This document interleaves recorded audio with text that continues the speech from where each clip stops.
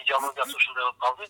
Биринчи кезекте Кыргызстанда барган жериңде милициянын көңүлүн тап, анан кийин ошол жерден айыл өкмөтүнүн, анан акиминин көңүлүн таап алсаң, каалаган ишиңди жасай бересиң деген идеологиясын жүргүзүп атат расмий түрдө. Мен бүтүндөй жоопкерчилик менен айтам аны. Абылгазиевдин сүйлөгөнү бүтүндөй мени кыргыз жараны катарында намысыма тийди. Ошондон кийин Кытай инвесторлору кетип калабы деп корком дейт. Ал ошол кыргыз жарандары жабыр тартты, жерин жабыр тартты деп коркпойт экен. Кытай кетип калат деп титирип отуруптур. Аман болсун ошол өкмөт башчысы. Ушундай жигиттин баарынан жок, мен ачык айтам. Бул бир. Экинчиден, Кытай инвестор эмес ал жерде. Ал жерде ошол жериңди талкалап, жайлооңду булгап, сууңду булгап, ошол жердеги кыргыздын 8 тонна алтынын алам деп келген бир шумпай. Аны инвестор катарында айтпаш керек. Анан элге түшүндүрүү иштерин жүргүзүшүбүз керек дейт.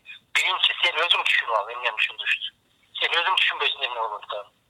Ошондон кыргызга пайда барбы же жокпу? Ошол Сарының алтыны жок эле жашап келгенбиз, мындан ары да жашай беришибиз керек.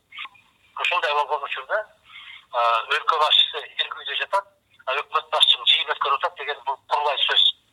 Ал жерге биринчисин жибереби, экинчисин жибереби, элге түшүндүрүү иштерин жүргүзбөш керек. Эл түшүнөт, эл билип турат. Тилекке каршы түркөй өкмөт, түркөй бийлик түшүнбөйт. Тескерисинче эл түшүндүрүү иштерин ушул түркөйлөргө түшүндүрүш керек. Солтон Сарыдагы абал боюнча буга чейин 15